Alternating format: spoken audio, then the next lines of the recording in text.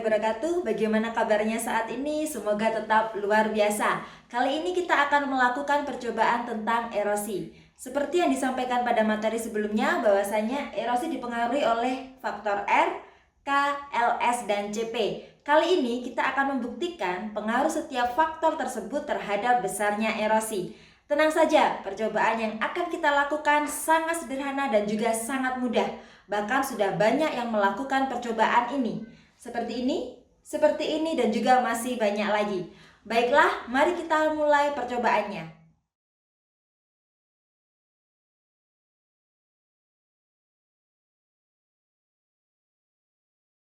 Siapkan alat dan bahan terlebih dahulu. Pertama, botol air mineral yang telah dilubangi.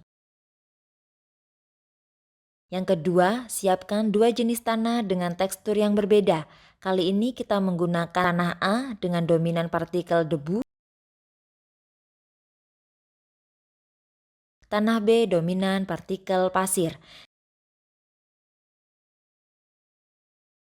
Yang ketiga, siapkan air. Dan yang terakhir, siapkan wadah penampung. Percobaan yang pertama akan kita buktikan pengaruh faktor R terhadap erosi. Dari alat maupun bahan yang sudah disiapkan sebelumnya, kali ini kita gunakan tanah A, yakni tanah yang dominan partikel debu. Karena faktor R, maka yang kita bedakan adalah volume airnya. Volume yang pertama sebanyak 200 ml, volume yang kedua sebanyak 400 ml. Bagaimana hasilnya? Mari kita buktikan dengan percobaan berikut.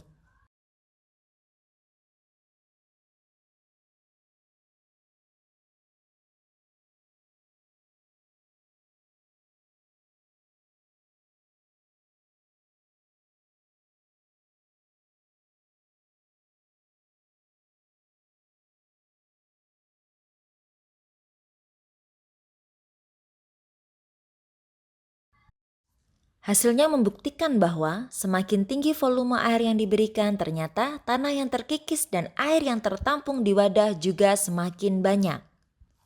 Dengan fakta tersebut memperkuat bahwa terdapat peran hujan dalam proses erosi. Ingat, erosi bisa terjadi karena infiltrasi lebih rendah, sehingga air banyak yang menjadi limpasan permukaan atau runoff. Pada percobaan yang kedua, kita akan melihat pengaruh faktor K terhadap erosi. Volume air yang digunakan sama, pembedanya adalah tanah yang digunakan. Kali ini kita menggunakan dua jenis tanah, sebut saja tanah A dominan debu dan tanah B dominan pasir. Mari kita buktikan bagaimana pengaruh faktor K. Fakta yang didapatkan ketika volume air yang diberikan sama namun jenis tanah berbeda, ternyata banyaknya air maupun tanah yang tertampung di wadah tidak sama, selalu lebih banyak pada tanah A, yakni dominan partikel debu. Hal ini membuktikan tanah mempunyai kekuatan dan kapasitas yang berbeda dalam menahan maupun mengikat air.